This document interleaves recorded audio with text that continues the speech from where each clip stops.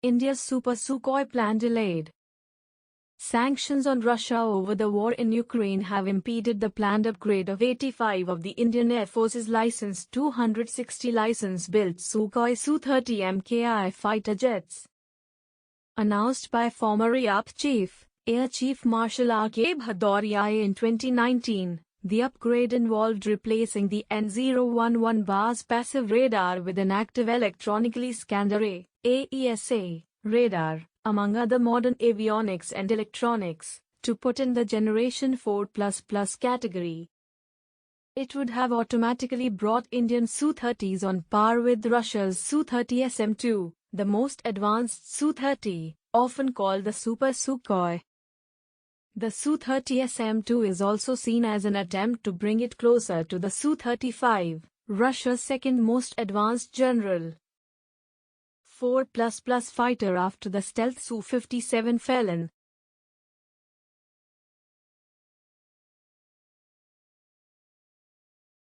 The sanctions have also hindered a deal with Russia to build 12 Sukhois in India as a replacement for the same number of jets lost in accidents over the last 10 years. A silver lining has been that the existing Sukhois in India have been integrated with domestically developed BrahMos cruise missiles and the Astra Beyond Visual Range (BVR) missile. This gives the IAP a rare capability in the region, not even possessed by China, which otherwise holds a tremendous advantage in the quantity and quality of aircraft. China has many frontline fighters, including the domestically made J-11s, J-16s, copies of the Russian Su-27 and Su-30, advanced single-engine J-10B and C, and the fifth-generation stealth J-20. Backed by a well-oiled techno-industrial capability to ramp up spares and maintain high aircraft operational availability is another advantage India lags in and has just begun addressing with the Atmanirbharta, self-reliance, push. Sukhois are assembled by the Hindustan Aeronautics Limited, HAL, plant at Odar in Nashik in completely knocked down, CKD, kits that arrive from Russia.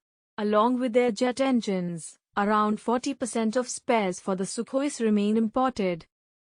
The India-Russia Intergovernmental Commission on Military and Military Technical Cooperation, IRGAM and MTC, has made little headway.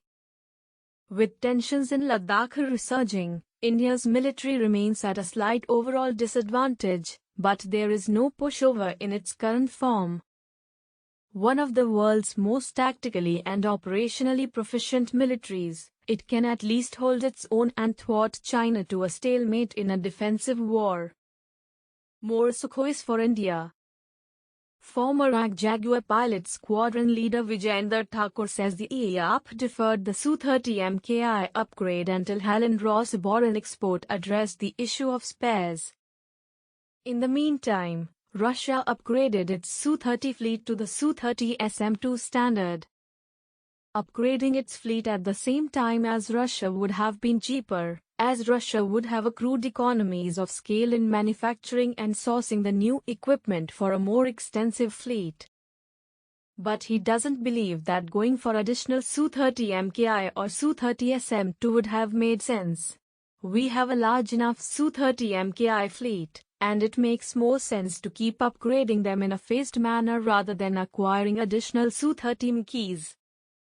Our best bet would be to upgrade to the Su-30 SM-2 standard, which represents a merger of the Su-30 and Su-35 lines. However, the Su-30 SM-2 represents a deep upgrade that will cost us substantial money, Thakur opines. Transfer of technology, TOT.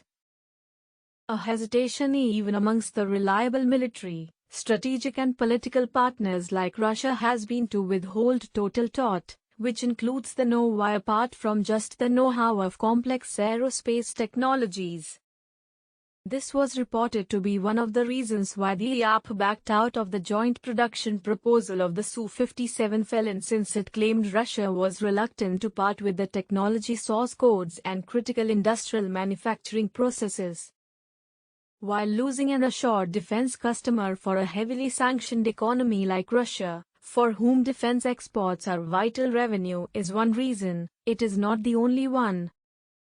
The fear of their technology falling into American hands, which still holds substantial influence over Indian defense and strategic thinking, is another. But with the greater Russian need for India to remain neutral in the former's war with Ukraine amidst US pressure has come a changed US tactic of leveraging weapons sales to influence the buyer's foreign policy. Usually, it was the other way round, where alliance partners bought its private defense giants' arms. General Electric, GE, reviving its offer to help develop the engine for India's Advanced Medium Combat Aircraft, AMCA, just after the Brazil-Russia-India-China-South Africa, BRICS, summit made it suspect. Prime Minister Narendra Modi was part of the joint statement criticizing developed countries' irresponsible economic policies impacting developed countries. Therefore, India can play its cards well to extract greater toll from Russia, given that the Ukraine war is showing signs of heading into the end of the year and Russia itself possibly needs more Sukhoi spares as they might be lost in combat. India should negotiate with Russia to manufacture all Sukhoi fighter spares under Make in India. Indian manufactured Sukhoi spares can also meet the needs of Russia's other export customers.